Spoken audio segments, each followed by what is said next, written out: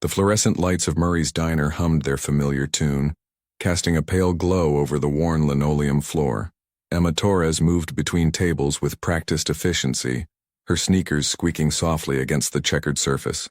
The evening rush was winding down, leaving behind the usual Tuesday night crowd, tired office workers nursing cold coffee, a couple sharing a slice of pie, and old Mr. Henderson in his corner booth, reading the newspaper like he had for the past 15 years. "Order up, Emma," Tony's gruff voice called from the kitchen window. Emma grabbed the plates, meatloaf special and a Caesar salad, and delivered them to table 7 with a smile that didn't quite reach her eyes. The smile was part of the uniform, as essential as the apron tied around her waist. "Anything else I can get you folks?" she asked, her voice carrying the practiced warmth of someone who'd asked that question 1,000 times. The customers shook their heads, already diving into their meals. Emma moved back toward the counter, pulling out her order pad to tally up another table's check. She did the math in her head. $47.80. If they tipped 15%, that would be $7.17. Every dollar counted. Her phone buzzed in her apron pocket. She already knew what it was. Another reminder that her student loan payment was overdue. Emma had dropped out of nursing school 2 years ago when her mother got sick. The loans remained a constant weight on her shoulders, while the degree she'd dreamed of stayed frustratingly out of reach. "You okay, honey?" Diane, the other evening waitress, touched Emma's shoulder as she passed. Diane was in her 50s, with kind eyes and hair dyed an optimistic shade of auburn. "Yeah, just tired," Emma replied, tucking a strand of dark hair behind her ear. "Aren't we all?" Diane sighed, refilling the coffee station. "But hey, only 2 more hours. Then you can get home. Put those feet up." Home. Emma's studio apartment in Queens. Affordable only because it was a 5th-floor walk-up with radiators that clanked all night and a neighbor who played bass at odd hours. But it was hers, and she was proud of that, even on nights when the walls felt like they were closing in. The door chimed, announcing new customers. Emma looked up, her server instincts already calculating. 2 people, well-dressed, would probably order dinner. That meant a decent check, maybe a decent tip, but something made her pause. The woman who entered was striking, late 30s, with glossy, dark hair pulled back in an elegant twist. She wore a cream-colored coat that probably cost more than Emma made in 3 months. But it wasn't her expensive clothes that caught Emma's attention. It was the way she moved, carefully, one hand pressed against her very pregnant belly, her face pale and drawn. Behind her, 2 men followed. They weren't with her exactly, but they were clearly watching her. They wore dark suits and had the kind of alertness that made Emma think of Secret Service agents in movies. They took a table near the door while the pregnant woman slid into a booth by the window, breathing heavily. Emma grabbed a menu and approached. "Good evening. Can I start you off with something to drink?" The woman looked up and Emma saw pain flicker across her features. Just water, please. With lemon." "Of course. Are you expecting anyone else?" Emma asked gently. "No, just me tonight." The woman's accent was subtle, Italian maybe, mixed with years of American life. "Could I have the minestrone soup? Something warm?" "Absolutely." Emma hesitated. The woman's hand was gripping the edge of the table, knuckles white. "Are you feeling all right?" The woman smiled, but it was tight. "The baby's been restless all day. Probably just hungry like his mama." Emma nodded, but concern prickled at the back of her mind. She'd worked through most of her nursing prerequisites before dropping out. She recognized discomfort when she saw it. She put in the order and brought the water, noticing how the woman, Sophia, according to the credit card she'd placed on the table, drank it in long, desperate gulps. "Can I get you anything else?" Emma asked. Sophia shook her head, then suddenly gasped, her hand flying to her belly. "Oh, ma'am." Emma moved closer instinctively. "It's nothing. Just Braxton Hicks. False contractions. I've been having them all week." But Sophia's voice wavered with uncertainty. Emma glanced at the clock. 8:47 p.m., then back at Sophia, who was breathing in short, measured breaths. "When are you due?" Emma asked softly. 3 weeks, Sophia managed. "My doctor says first babies are usually late, so I thought I had time to—" She stopped, face contorting again. Emma made a quick decision. She pulled out her phone and opened the timer app. "I'm going to time these, okay? Just to be safe." Sophia nodded gratefully, and Emma noticed tears gathering in the corners of her eyes, not from pain, but from relief that someone was paying attention. The 2 men at the front table were watching now, their relaxed postures gone tense. 4 minutes and 30 seconds later, Sophia gasped again. Her water glass slipped from her hand, shattering on the floor. But that wasn't what made Emma's heart race. It was the spreading wetness on Sophia's coat, the way her eyes went wide with panic. "Oh no, oh no, no, no," Sophia whispered. "Diane," Emma called, her nursing training kicking in like muscle memory. "Call 911. Tell them we need an ambulance. Pregnant woman. Water just broke. Contractions 4 minutes apart." The diner went silent. All eyes turned to their booth. Sophia grabbed Emma's hand, squeezing hard. "It's too early. I'm not ready. My husband isn't here. I wasn't supposed to be alone for this." "You're not alone," Emma said firmly, kneeling beside the booth. "I'm right here. What's your name?" "Sophia. Sophia Vitale." "Sophia, I'm Emma. I need you to breathe with me, okay? Nice and slow."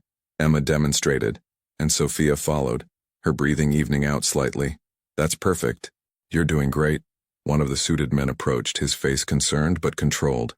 "Mrs. Vitale, we should wait for—" "The ambulance is 2 minutes out," Diane called. They said to keep her calm and comfortable.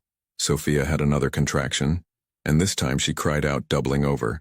Emma supported her, one hand on her back, the other clasped in Sophia's desperate grip.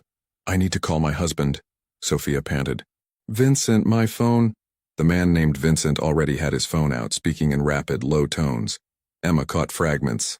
"In labor. Murray's Diner on 52nd. The boss needs to know immediately." "The boss?" Emma filed that away, focusing on Sophia. "How many weeks are you?" Emma asked, trying to keep Sophia focused. 37.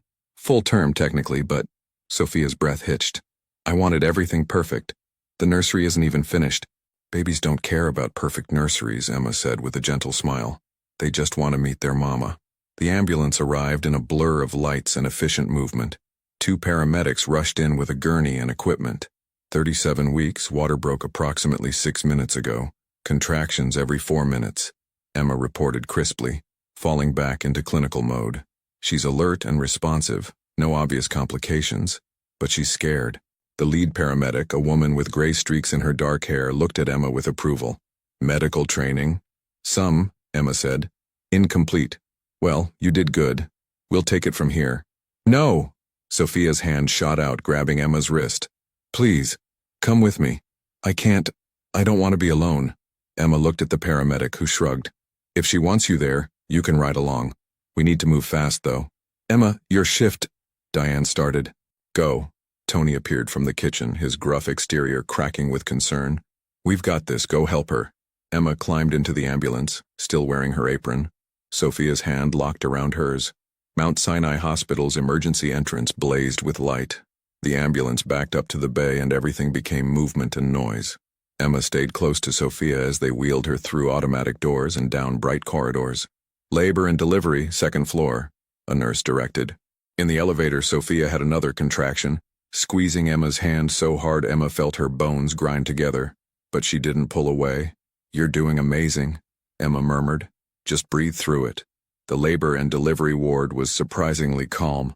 A nurse met them at the station, taking quick vitals and getting Sophia checked in. "We need to examine you to see how far along you are," the nurse explained.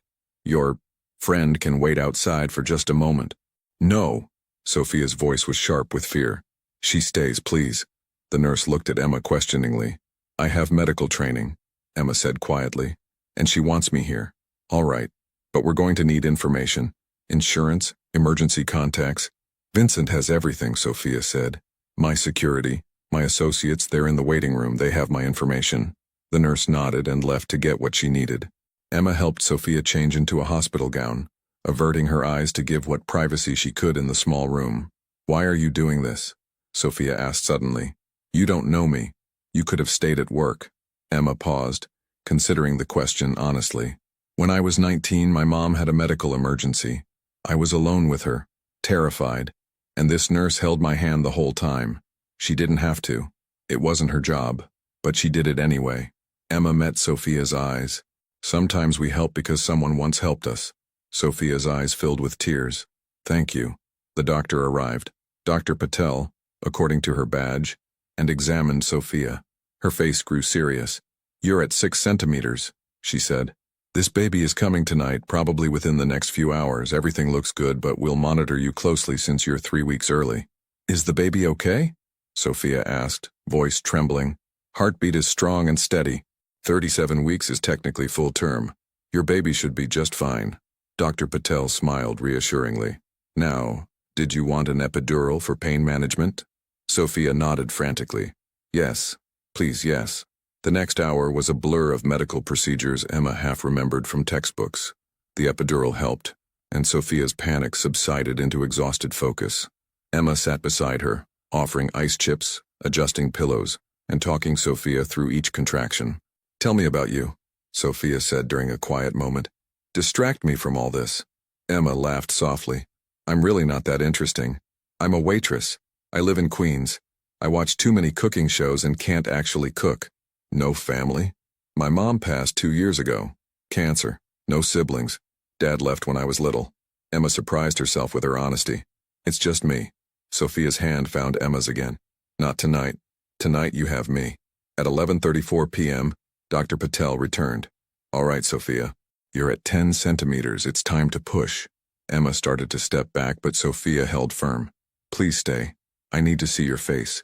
I need to know someone's here. I'm not going anywhere, Emma promised. What followed was raw and primal and beautiful. Sophia pushed with everything she had, Emma coaching her through each one, wiping her forehead, telling her how strong she was, how close she was. I can see the head, Dr. Patel announced.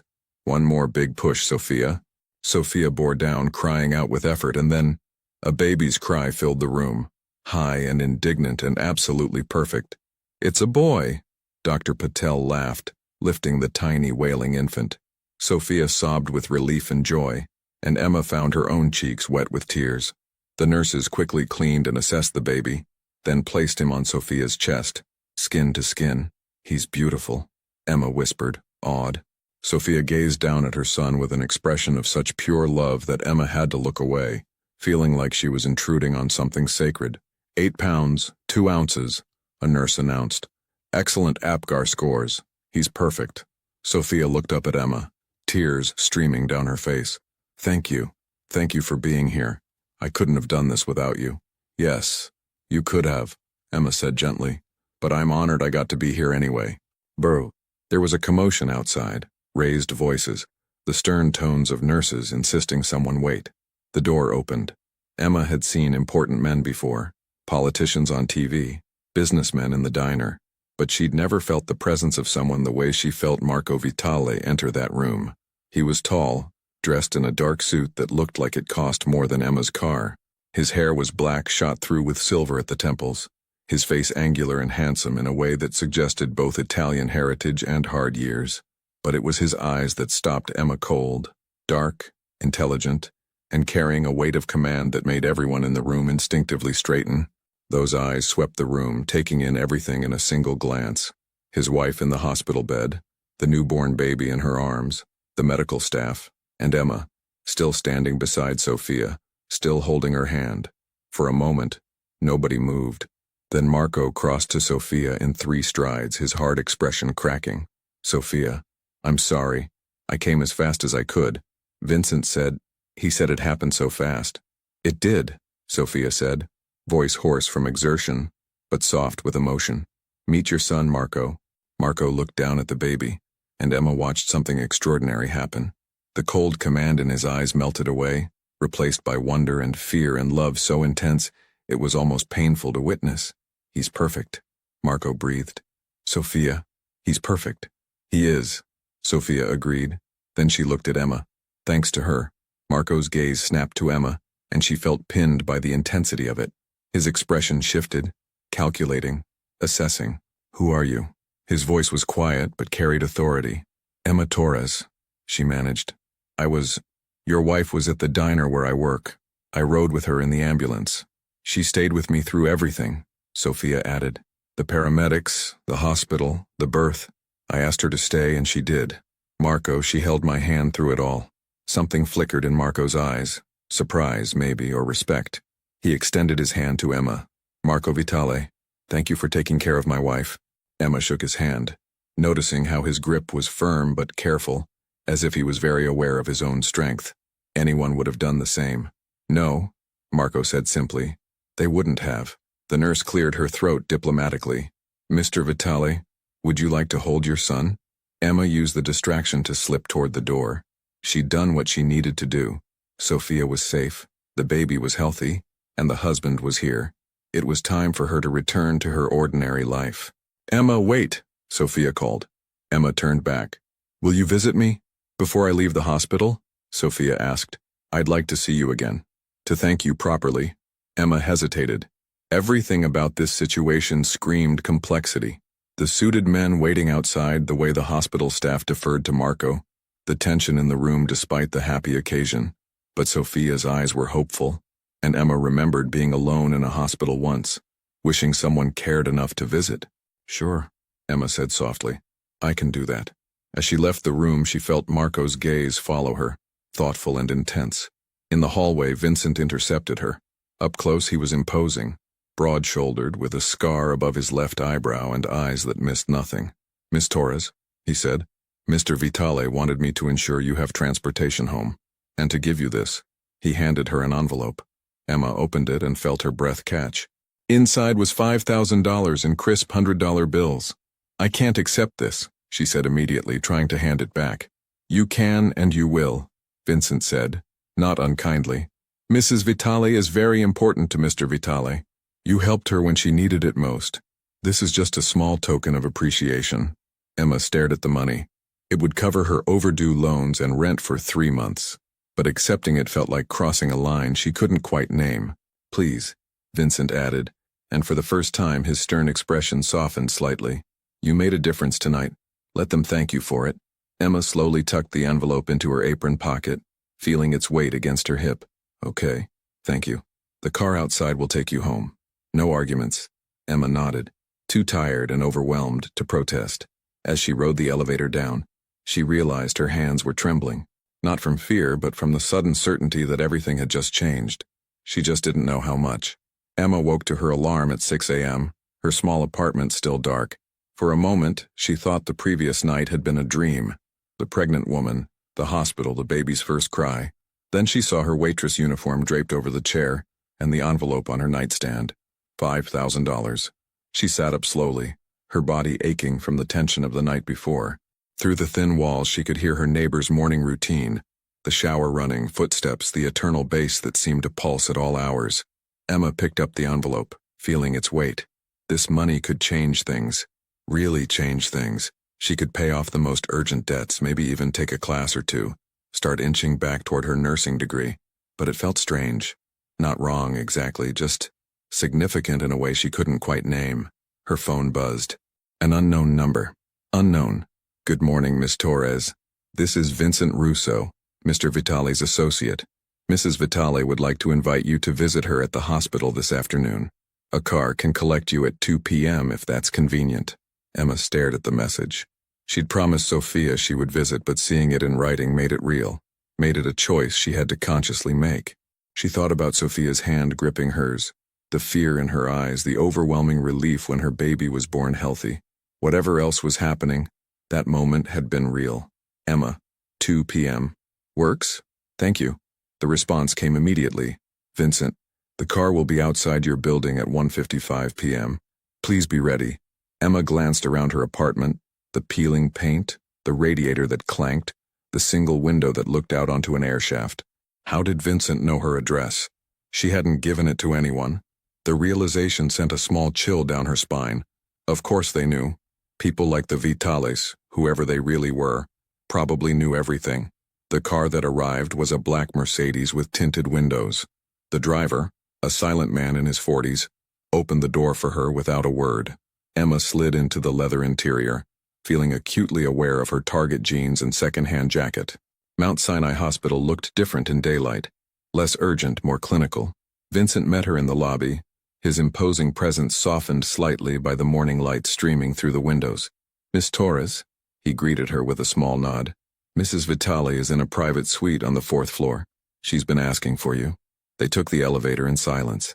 Emma noticed how other people gave Vincent a wide berth, how their eyes skittered away from direct contact. He radiated something, Not threat exactly, but a kind of controlled power that made people instinctively cautious. Mr. Russo, Emma said carefully, can I ask you something? You can ask. His expression didn't change.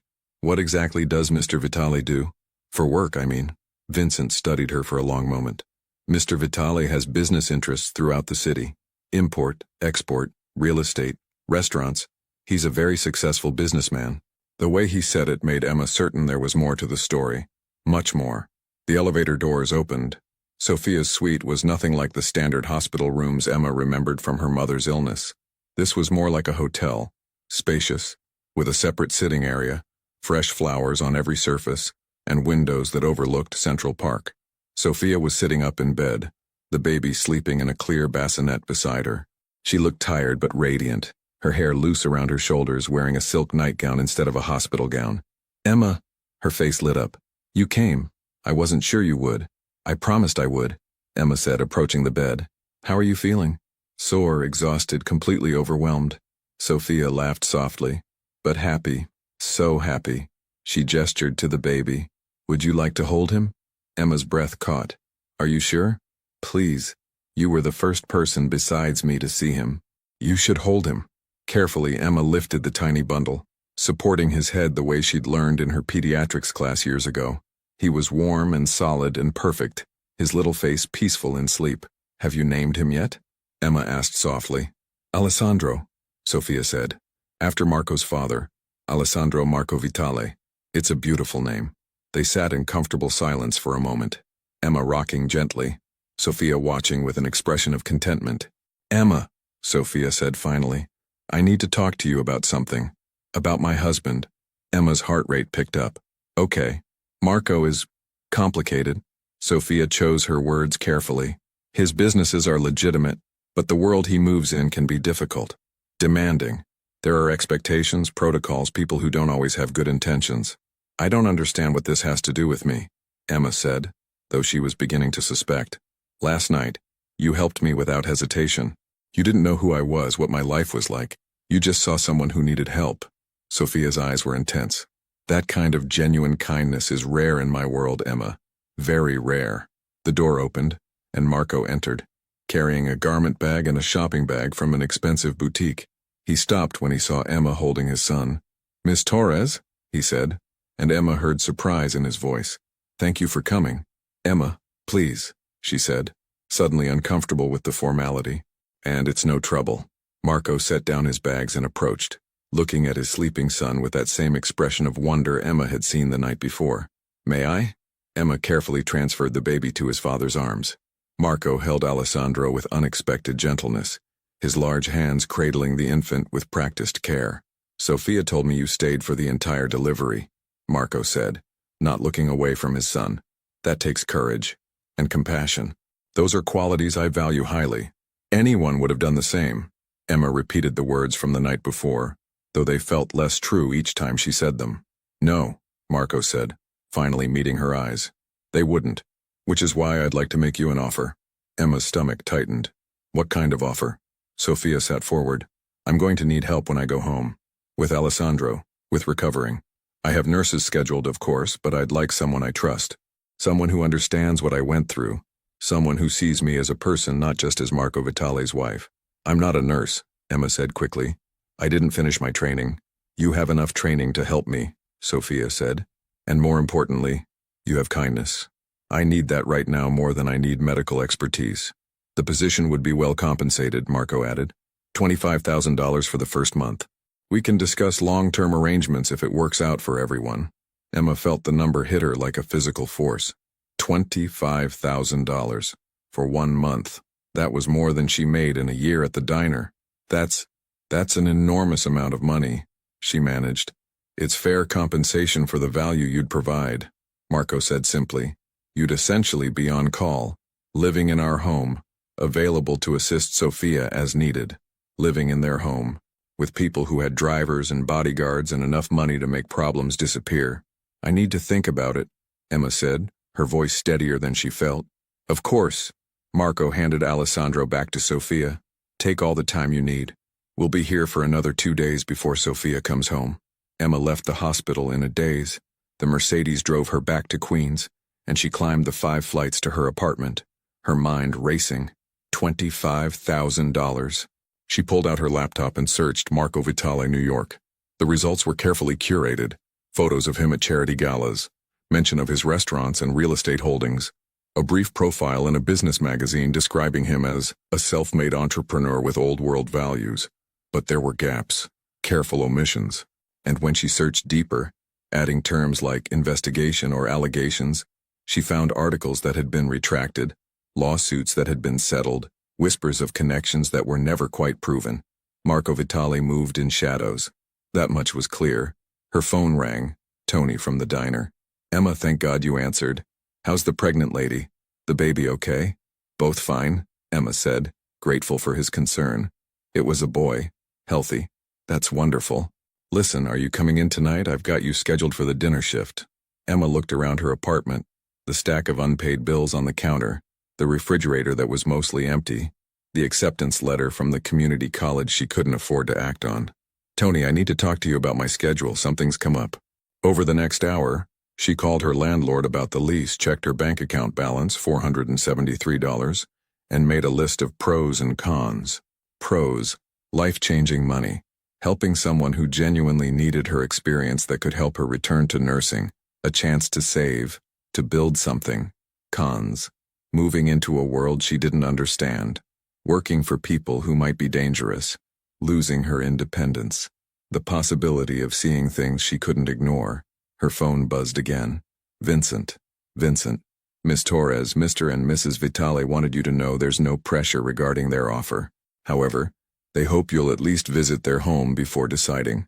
Would you be available tomorrow morning at 10 a.m.? Emma stared at the message. They were being so careful, so respectful, giving her space to choose. But she also sensed that this was a test. Would she at least look? Would she take them seriously? Emma: "Yes, I can visit tomorrow." Vincent: "Excellent. The car will collect you at 9:45 a.m. That night, Emma barely slept. She kept thinking about Sophia's face during labor, the way she'd held Emma's hand like a lifeline. She thought about little Alessandro's tiny fingers, his perfect features, and she thought about Marco's eyes, intelligent, calculating, but also carrying something else. Weariness, maybe, or loneliness. At 9:45 a.m., the Mercedes was waiting.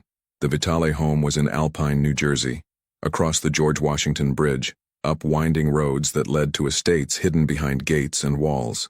Emma watched through the window as they passed homes that looked like museums, properties that probably cost more than she'd earn in several lifetimes.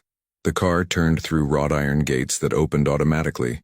The driveway curved through manicured lawns and past gardens that were still beautiful despite the late autumn chill.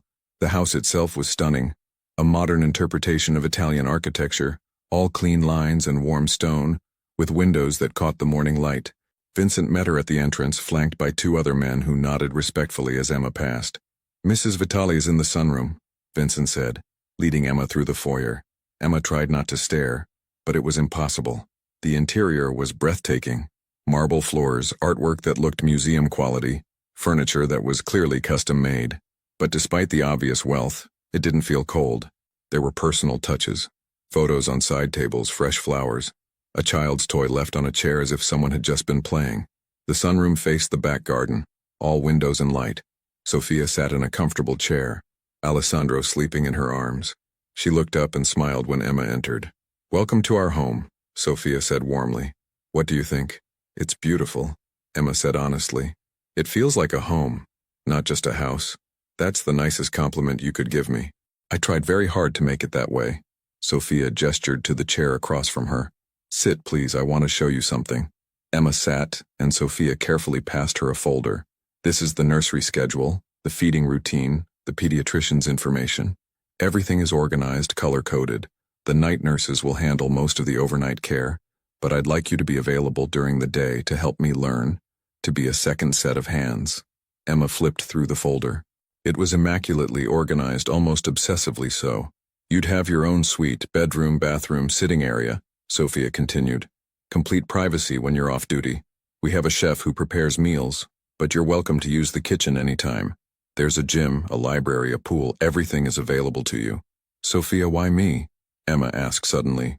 "You could hire anyone, Professional nannies with credentials and experience. Why a waitress who dropped out of nursing school? Sophia was quiet for a long moment. Because when I was at my most vulnerable, you didn't see Marco Vitali's wife. You didn't see money or status or anything except someone who needed help. You held my hand and told me I was strong.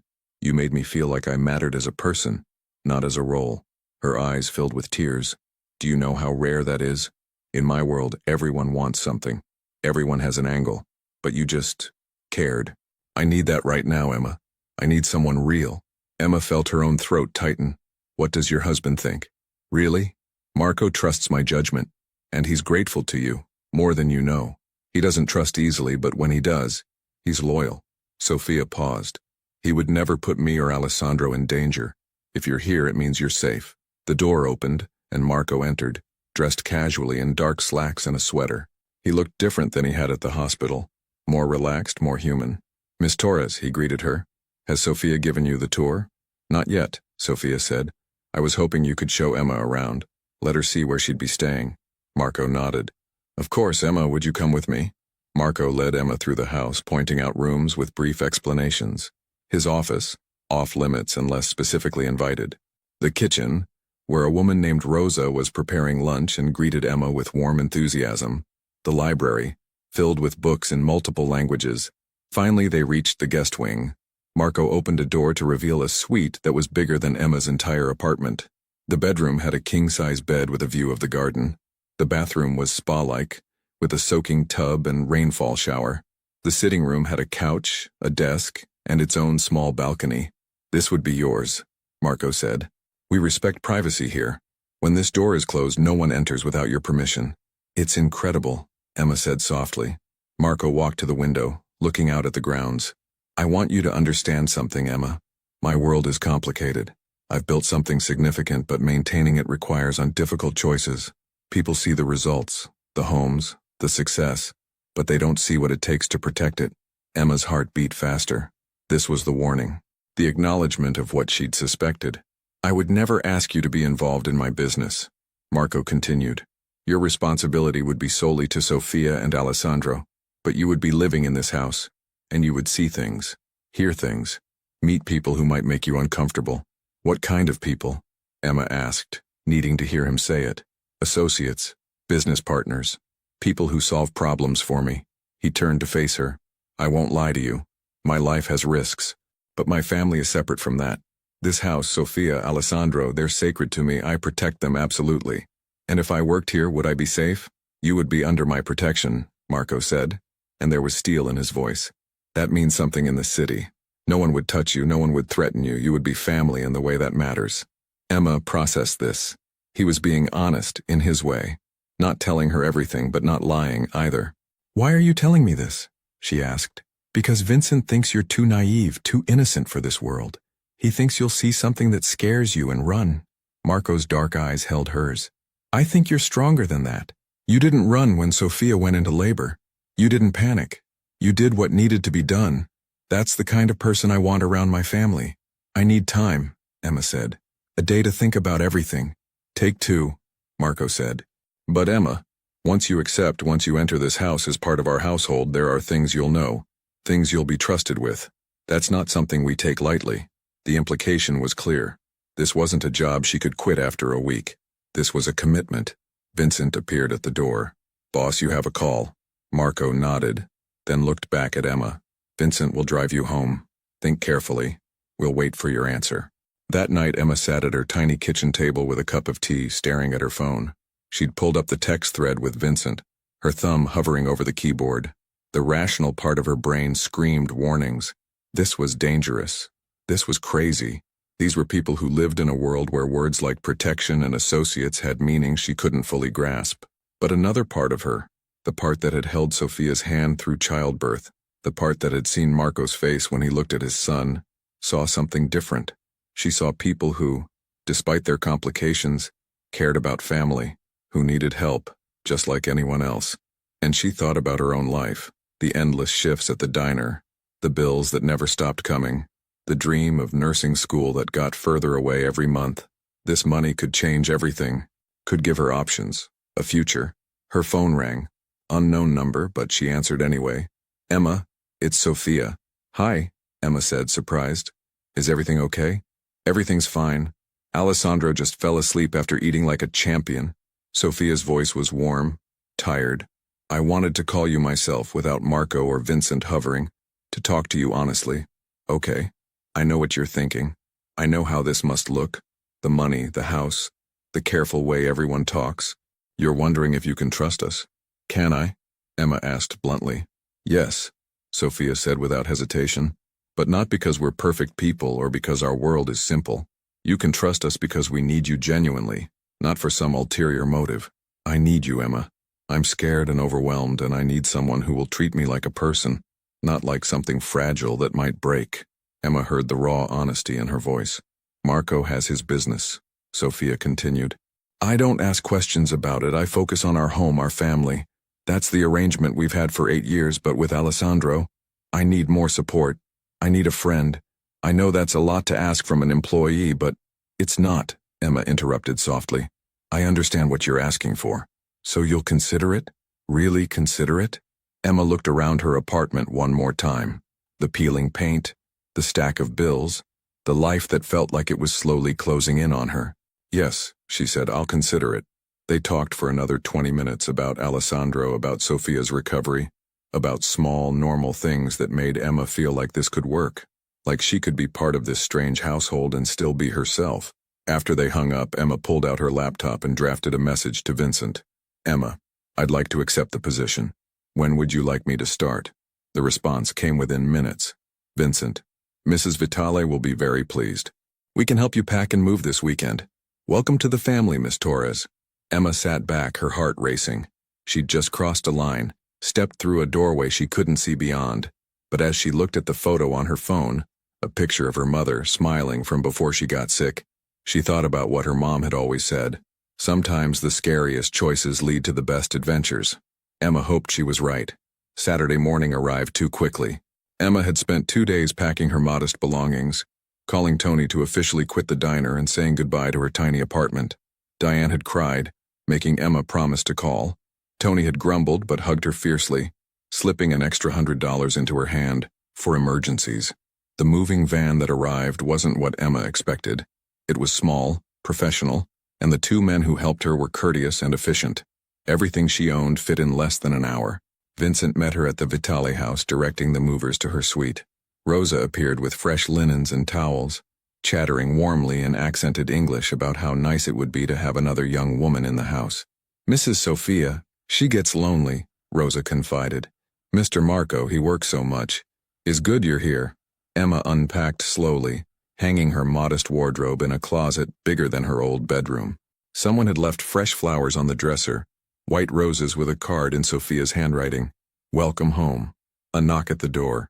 Emma opened it to find Sophia, holding Alessandro, looking nervous. Is it okay if I come in? She asked. I know you're still settling. Of course, Emma said, stepping aside. Sophia entered, looking around with approval. You've already made it feel lived in. That's good. I was worried it might feel too formal. Alessandro stirred, making small noises. Sophia shifted him gently and Emma noticed the dark circles under her eyes. Rough night? Emma asked.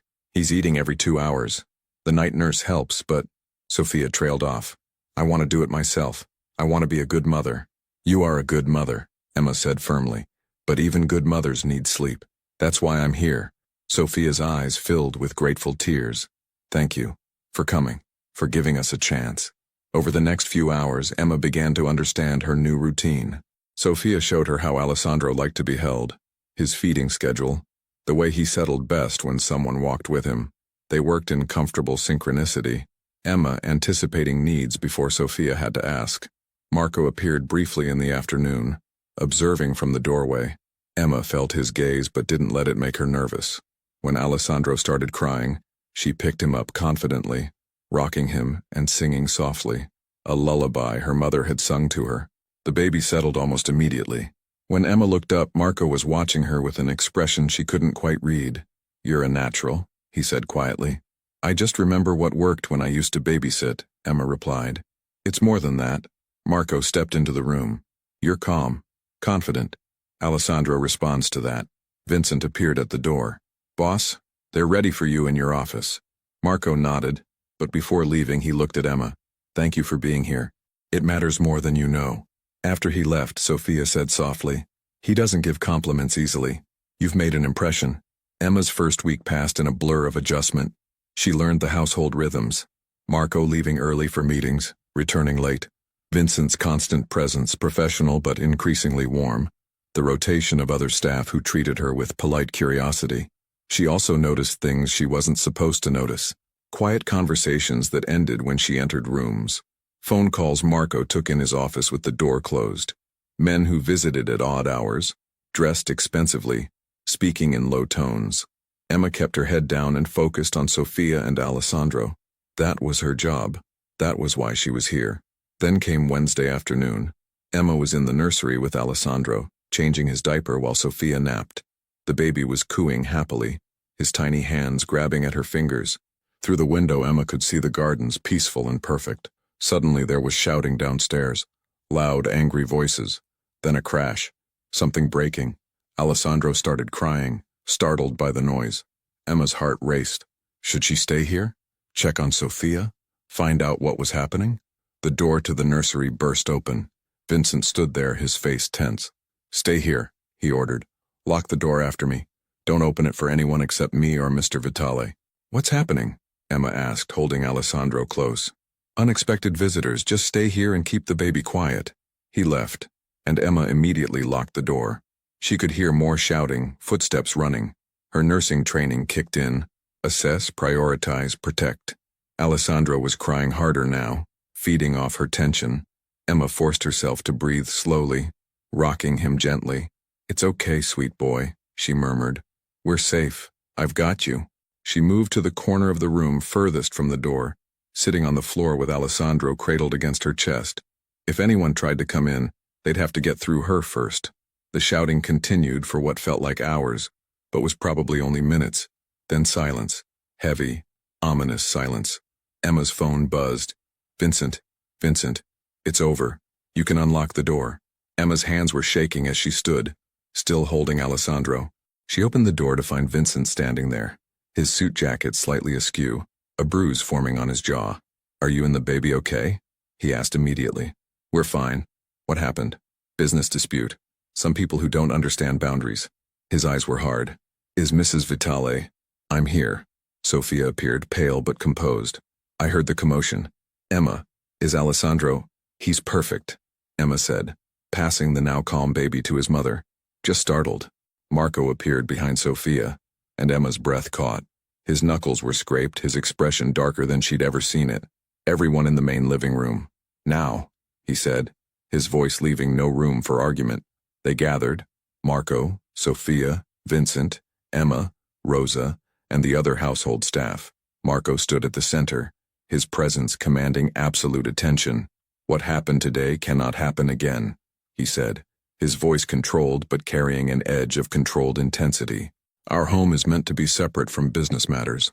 That separation was violated, and I've made it clear that will never happen again. His eyes moved to Emma. Miss Torres, you did exactly right. Protecting Alessandro, staying calm, following Vincent's instructions.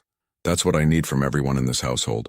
Later, after everyone dispersed, Emma found herself alone in the kitchen, her hands still trembling slightly as she made tea. Marco entered, and she jumped. I didn't mean to startle you, he said quietly. It's okay.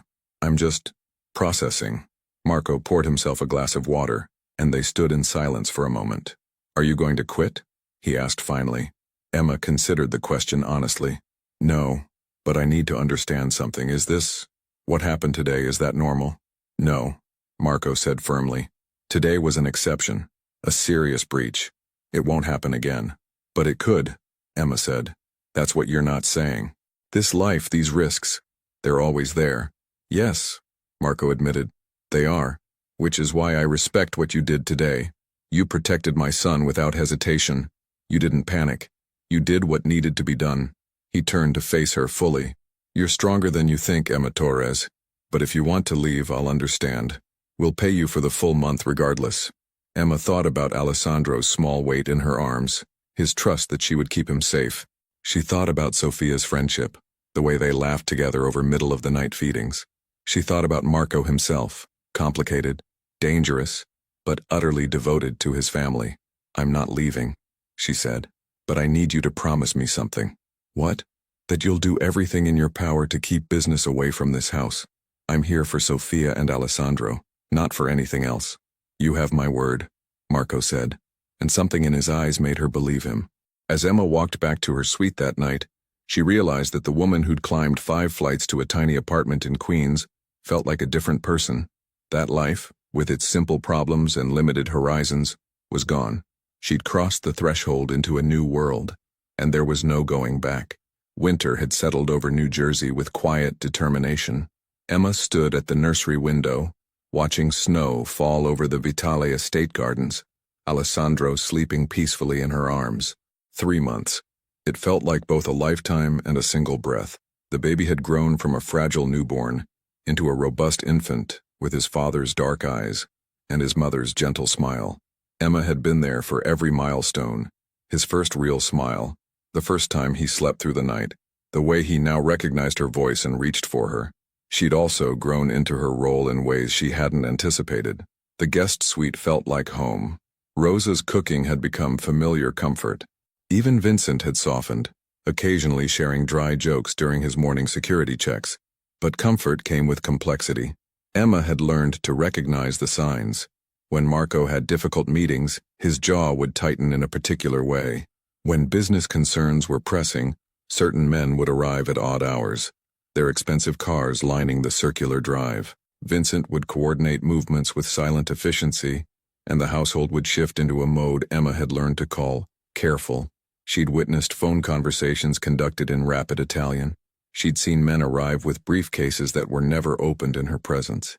She'd noticed how certain topics caused immediate silence when she entered rooms. Emma never asked questions. That was the unspoken rule. She focused on Sofia and Alessandro, and everyone pretended that was the only world that existed within these walls. But the pretending was getting harder. "There you are," Sofia's voice came from the doorway. She'd regained her strength after childbirth, her beauty somehow enhanced by motherhood. "I've been looking everywhere for you." "Alessandro just fell asleep," Emma said softly. "I didn't want to put him down yet." Sofia smiled, approaching to stroke her son's head gently. "You're so good with him, better than I am sometimes." "That's not true, you're a wonderful mother." "I'm trying to be." Sofia's smile faded slightly. "Emma, can we talk? In the sitting room?" Something in her tone made Emma's stomach tighten. "Of course. Let me put him down first." After settling Alessandro in his crib with the monitor on, Emma followed Sofia to the sunroom. 2 cups of tea were already waiting, along with the Italian cookies Rosa made fresh each morning. Sofia sat, then patted the seat beside her. "I wanted to thank you. These 3 months, you've become more than an employee. You've become a friend. My only real friend, actually." "Sofia, let me finish." Sofia's eyes were serious. "I know this hasn't been easy. I know you've seen things, heard things that make you uncomfortable. I see it in your face sometimes, the way you process what's happening around you." Emma couldn't deny it. "I'm learning to navigate it." "That's what I do too." "Navigate." Sofia took a sip of tea. "I married Marco when I was 23. He was 30, already established, already powerful. My father arranged it. A business alliance, they called it. Very old world, very traditional." Emma listened, sensing Sofia needed to tell this story. "I didn't love him then. I barely knew him. But Marco, he was kind to me, in his way. Patient. He never demanded things I couldn't give." Sofia's voice grew distant. "Over the years we built something. Not passion, not romance like in movies, but respect, partnership. And when Alessandro came, I thought maybe we could finally have what other couples have." "And you don't?" Emma asked gently. "Marco loves his son more than anything, but he loves his responsibilities too. His organization, his people, his reputation. Sometimes I wonder if there's room left for anything else." Sofia looked at Emma directly. "That's not a complaint. It's just the truth of my life." Emma felt uncomfortable, sensing where this might be going. "Why are you telling me this?" "Because you should understand the context of this household. Marco provides everything: safety, comfort, security. But emotional connection?" Sofia shook her head. "That's not his strength." Before Emma could respond, Vincent appeared at the door. "Mrs. Vitale, Mr. Vitale requested your presence in his office." Sophia stood, squeezing Emma's hand. We'll continue this later. Stay with Alessandro? Always, Emma promised. That evening, Marco returned home later than usual. Emma was in the kitchen warming a bottle when he entered, loosening his tie with obvious fatigue. Long day? She asked, the question escaping before she could stop it. Marco looked surprised she'd spoken to him directly. They usually kept their interactions brief and professional. Very long. How's Alessandro? Perfect. He's been smiling more. Almost laughing, actually. Something softened in Marco's expression. I missed it again. There will be other times, Emma said, then added carefully. You could spend time with him before bed. He's usually awake for another hour. Marco studied her. You're very direct, Miss Torres.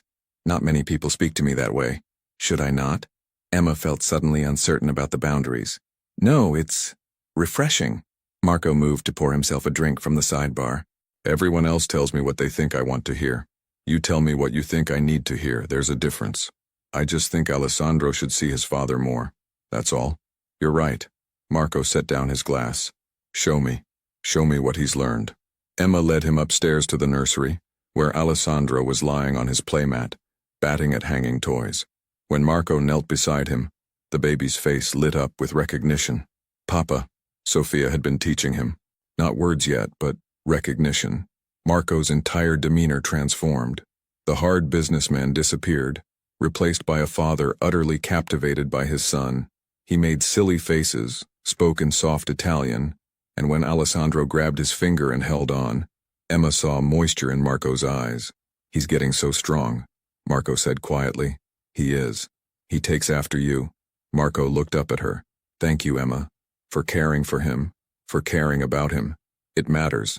At the way he said her name, Emma, not Miss Torres, felt significant, personal. It's easy to care about him, Emma said. He's a special baby. They stayed there for another 20 minutes, the three of them, playing with Alessandro until he started yawning. Emma lifted him for his bedtime routine and Marco watched as she expertly changed him, singing softly. You're very good at this, Marco observed. I love it.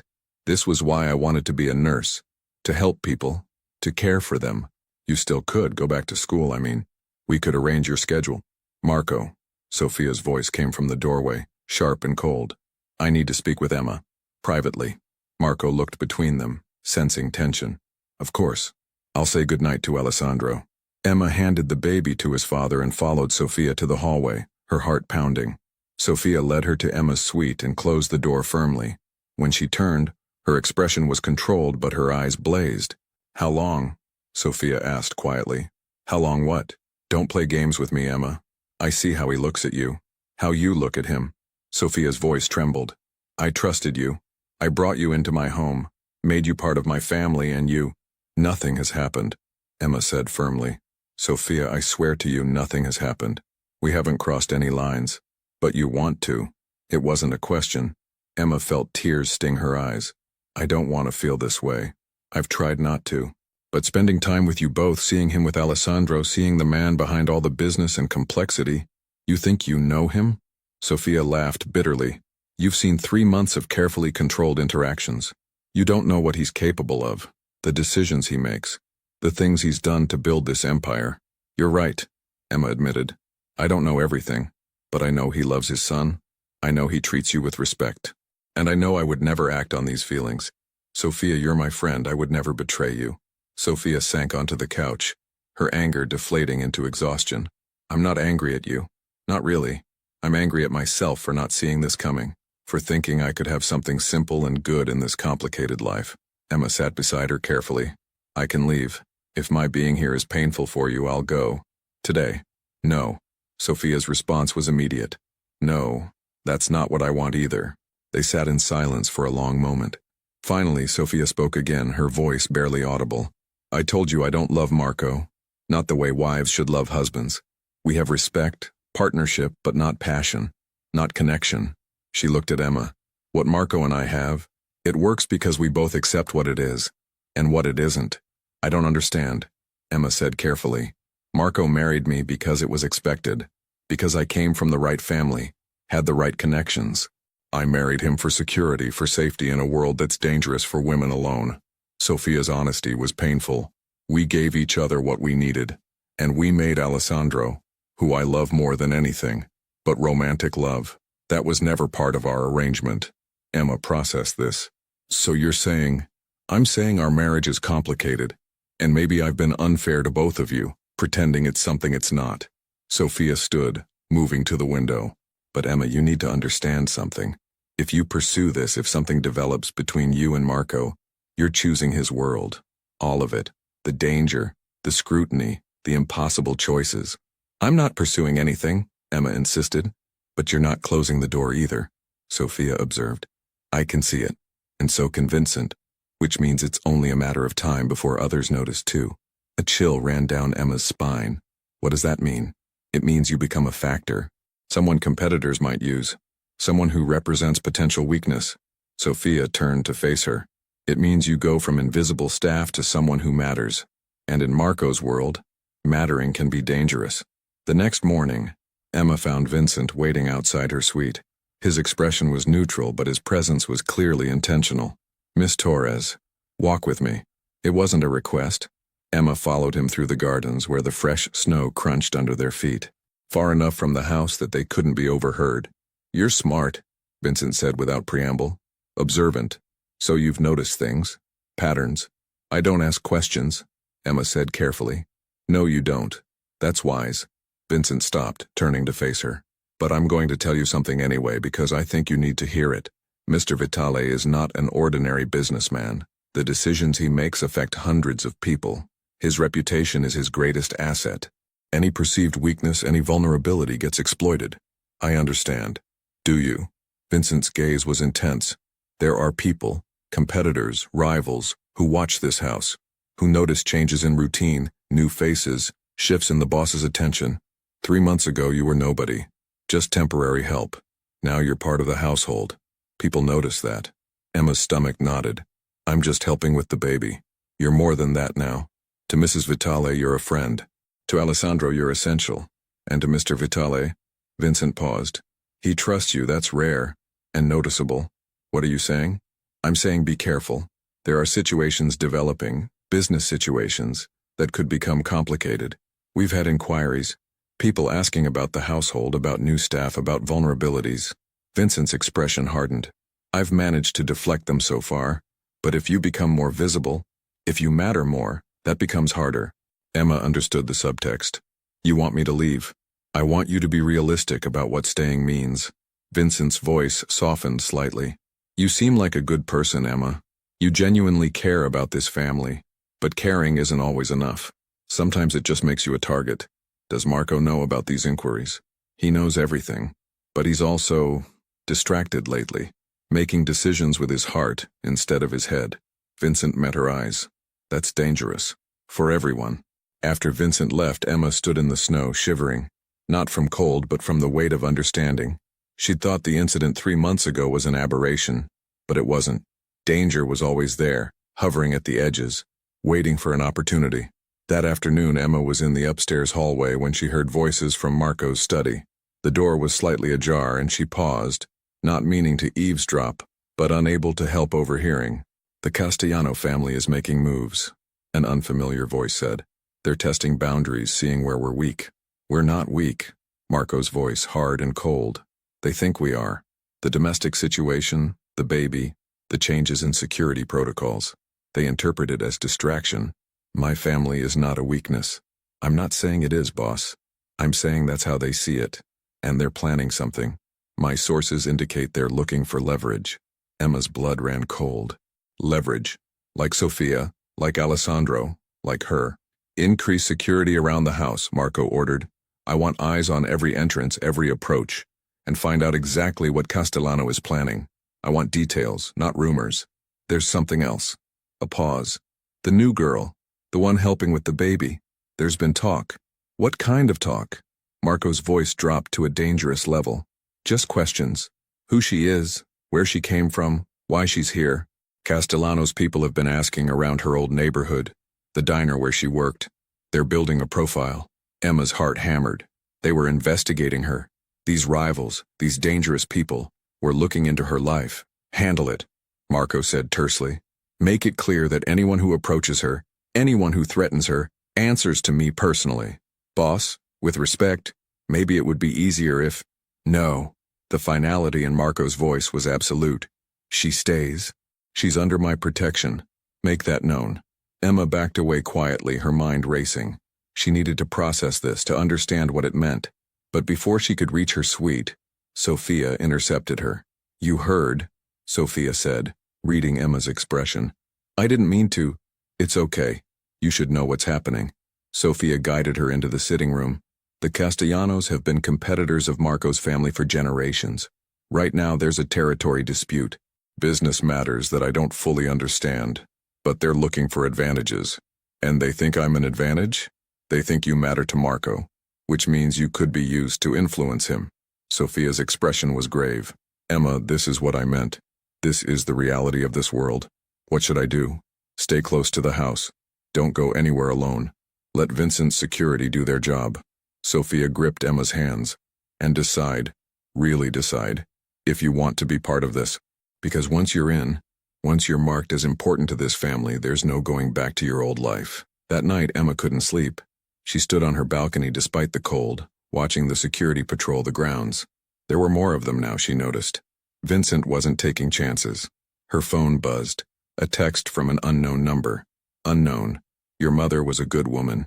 Shame about the cancer. Would hate to see her daughter come to harm. Emma's blood turned to ice. This was a threat. They knew about her mother. They were telling her they could reach her. She immediately forwarded the message to Vincent, her hands shaking. Within minutes, he was at her door, Marco behind him. Show me, Marco demanded. Emma handed over her phone. Marco's expression went from concern to fury in seconds. Get her a new phone. New number. And I want to know who sent this within the hour. Marco looked at Emma, and she saw something dangerous in his eyes. You're moving to the family wing. Closer to our security. Marco, I don't think... This isn't a discussion. His voice was hard. They threatened you directly. That means they're willing to act. You need better protection. Maybe I should just leave, Emma said quietly. Go somewhere else, remove the target. No. Marco's response was immediate and firm. That's what they want. To isolate you, make you vulnerable. Here, you're protected. Here, they can't touch you.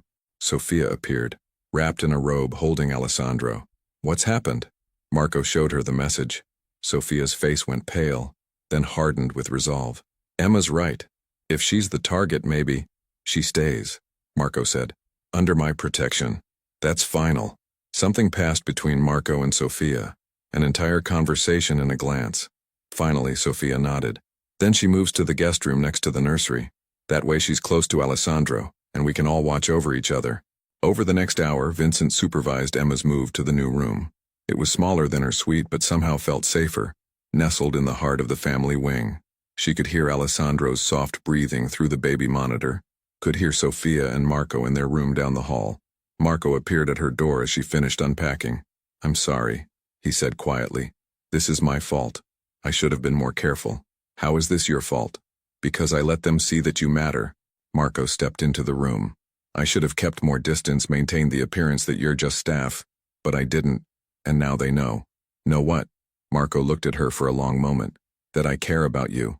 That you're not just an employee. That threatening you would affect me. He ran a hand through his hair, a rare gesture of frustration. Emma, I've spent 15 years building walls, maintaining control, never letting anyone get close enough to be used against me. And then you walked into that diner, held my wife's hand, and somehow made it through every defense I had. Emma's breath caught. Marco, I'm not asking for anything, he said quickly. I know this is complicated. I know I'm married, that I have responsibilities, that my world is dangerous. But I needed you to know the truth. You're not in danger because you're convenient. You're in danger because you matter to me, and I will do everything in my power to keep you safe. Before Emma could respond, Alessandro's cry came through the monitor. Marco stepped back, the moment breaking. Get some rest, he said. Tomorrow we figure out how to handle the Castellanos. Together. After he left, Emma sat on her new bed, processing everything. 3 months ago she'd been a waitress, barely making rent. Now she was living in the family wing of a powerful man's estate, being threatened by rivals, and caught in emotional complexity she'd never imagined. Sophia's words echoed in her mind. Once you're in, there's no going back. Emma looked at the monitor, watching Alessandro sleep peacefully. unaware of the dangers surrounding him. She thought about Sophia's friendship, Marco's unexpected vulnerability, the strange family they'd all become. She should leave. Logic dictated it. Safety demanded it. But she also knew, with absolute certainty, that she wouldn't. She'd crossed too many lines, made too many connections. For better or worse, she was part of this family now, and she would protect them with everything she had. Emma discovered the plan by accident. Late at night, checking on Alessandro, she overheard two delivery men speaking in the kitchen. Their conversation about Wednesday night and the east entrance didn't match their job description. Her heart racing, Emma immediately found Vincent. Something's wrong. Those delivery people, they were discussing an attack. Within minutes, Marco's office filled with his most trusted associates. Emma repeated everything she'd heard, her voice steady despite her fear. Marco's eyes met hers with intensity. "You're certain?" "Completely." "Then we prepare." Marco turned to his team. "Wednesday, we'll be ready." Wednesday arrived with terrible tension. Sophia and Alessandro were secured in the reinforced safe room. Emma insisted on staying with them, but Marco stopped her. "I need you watching the monitors," he said quietly. "Your sharp eyes might catch what we miss." When the attack came at midnight, Emma saw it first. Figures approaching through the garden cameras. "East entrance, 4 people," she reported crisply into the radio. The confrontation was swift and controlled. Marco's preparation made the difference. By dawn, it was over. But Emma had watched it all. The reality of Marco's world, undeniable and stark. Emma found Marco alone in his study, staring at the sunrise. His knuckles were bruised, his expression haunted. "You saved us," she said softly. "Your family is safe because you protected them." "At what cost?" Marco's voice was raw. "You saw everything tonight. The person I become when threatened." Emma moved closer. "I saw a father protecting his son, a man who wouldn't let anyone harm his family." "Emma," he turned to face her, and the walls he'd maintained for months crumbled. "I never wanted you to see that side of me." "I see all of you," Emma whispered. "And I'm still here." The space between them disappeared. Marco's hand cupped her face gently, and when their lips met, it felt like inevitability. Everything they'd been avoiding, everything they'd tried to deny. The kiss was tender and desperate. Months of unspoken connection, finally finding expression. When they pulled apart, reality crashed back. Marco stepped away, running shaking hands through his hair. "This complicates everything," he said. "I know. Sophia deserves honesty," Emma finished. "We all do." Marco nodded slowly. "Tomorrow we talk. All 3 of us. We figure this out together." "Together," Emma agreed, knowing that nothing would ever be simple again. Morning came too quickly.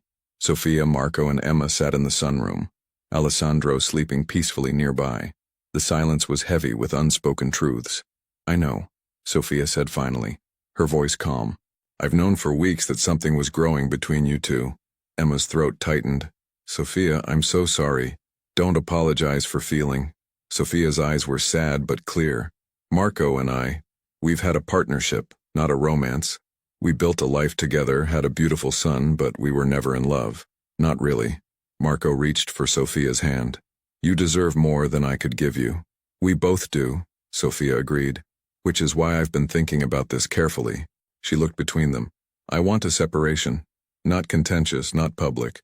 But I need space to discover who I am beyond being Mrs. Vitale. And you both need to figure out what this is between you." "The baby," Emma started. "We'll have both his parents always," Sophia said firmly. "We'll share custody, stay close, raise him together. But Marco and I can't pretend anymore. It's not fair to any of us."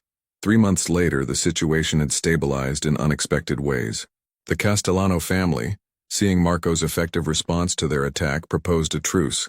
Business territories were renegotiated peacefully. Sophia had moved to a beautiful townhouse in Manhattan, pursuing her passion for art gallery management. She and Marco co-parented Alessandro with surprising harmony, their friendship deepening now that romantic expectations were removed. Emma had enrolled in online nursing courses, studying between caring for Alessandro during Marco's custody days. Marco supported her education fully, proud of her determination to finish what she'd started. The relationship between Emma and Marco developed slowly, carefully. They were building something real, not rushed by circumstance, but chosen deliberately each day. 6 months after that pivotal morning conversation, Emma sat in the garden watching Alessandro take his first wobbly steps toward his father. The toddler's delighted laugh filled the air as Marco caught him, spinning him around. Sophia arrived for her afternoon visit, embracing Emma warmly. How did his pediatrician appointment go? Perfect. He's hitting all his milestones, Emma reported. They'd become genuine friends, co-parenting alongside Marco in their unconventional arrangement. Later, after Sophia left with Alessandro for her week of custody, Marco found Emma in the library. I have something for you, he said, handing her an envelope. Inside was her nursing school acceptance letter. Marco had helped her apply to a prestigious program. Marco, this is too much. It's not enough, he said, pulling her close. You saved my family, Emma. You brought light into a dark world. Let me help you achieve your dreams. Emma looked at the man who'd once terrified her with his power and complexity. Now she saw his vulnerability, his capacity for growth, his genuine love. I never imagined that helping a stranger would change my entire life, she whispered. Mine either, Marco admitted, but I'm grateful every day that you did. As they stood together, Emma realized that life rarely followed the paths we planned. Sometimes the scariest choices, the ones that pushed us beyond our comfort zones, led to the most meaningful destinations. She'd started as a waitress with impossible dreams. Now she was becoming a nurse, part of an unusual but loving family, and discovering that home wasn't a place but the people who saw you completely and loved you anyway. Ready for whatever comes next? Marco asked. Emma smiled, certain and strong. Together, always.